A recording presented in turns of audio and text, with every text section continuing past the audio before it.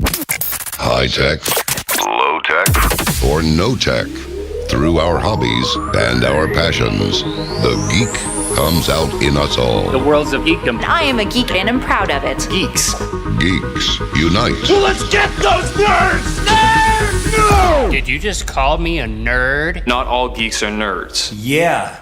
This is Geek Therapy Radio. What do we wait for?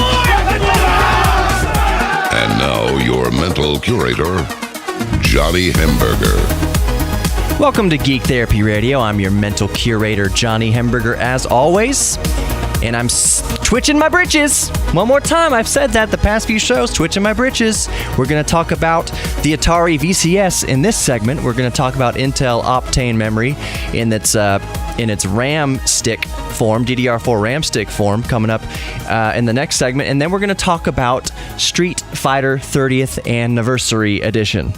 I am super stoked about that. But first, I want to tell you, if you're listening to the podcast, you can see below in the description timestamps for the show. So let's say you don't want to listen to me talk about a certain topic. You want to skip to another topic. I've put this timestamps right there. All you got to do is slide the slider to the timestamps. It's beautiful like that. I do that because I love you, because you're my geeks. And I love you. I'm not quite in love with you.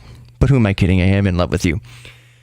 Let's talk about the Atari VCS. Let's talk about why my britches have been twitching. This is specs and speculation on the Atari VCS because it's not out yet. It gets released. Hopefully it'll start shipping late spring, early summer, July 2019. It is smashed through its Indiegogo crowdfunding goals. It is currently at about $2.2 million.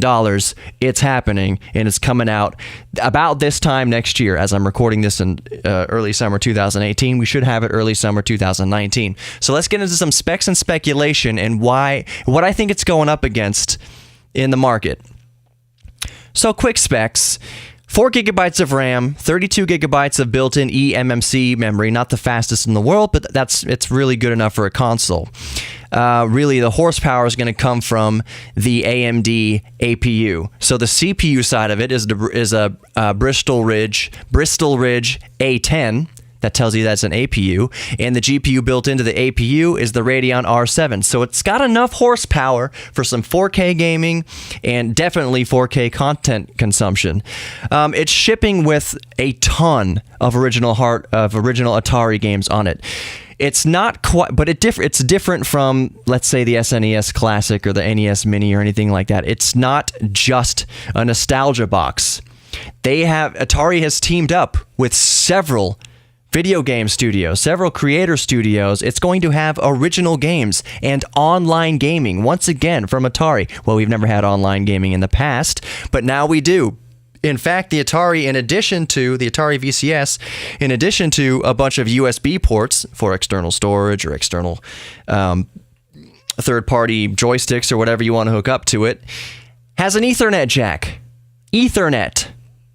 Physical wire for online gaming. That tells me, and that should tell you, that they're serious about this as being an online gaming platform, and I'm super stoked. So let's get into my speculation on it. I gone over some of the meaty specs, the specs you really need to know about. Let's get into some speculation. The Atari VCS starts at $200 right now, in between $200 and $300, which undercuts the PlayStation and the Xbox currently. Currently, it undercuts as time of recording. Needless to say, regardless, at $200, what is its direct competition? If it's undercutting and if it's cheaper than the big dogs, Sony, Xbox, and of course a gaming PC, what's it going up against? The NVIDIA Shield TV. I have the NVIDIA Shield TV, and it is awesome. I love it. So to me, that's the Atari VCS's direct competition. I think it's going to do great, though. So far, It looks awesome. It looks like the old 2600, but more modern. It looks really, really cool. The hardware specs are pretty beefy. I'm not sure how it's going to stack up against the Tegra X1 inside of the NVIDIA Shield TV, but it will probably be similar. The UI that they're showing right now, again, I don't have this right now. As of time of recording, it's not out yet. I can't review it yet. But as soon as I can, I'll let you know. The UI looks really cool. The user interface is like retro, modern. Like, it's really, really cool looking. So I'm super stoked. With that, there's way more Geek Therapy Radio coming up. So stick around. Don't go anywhere. We'll be back in just one moment.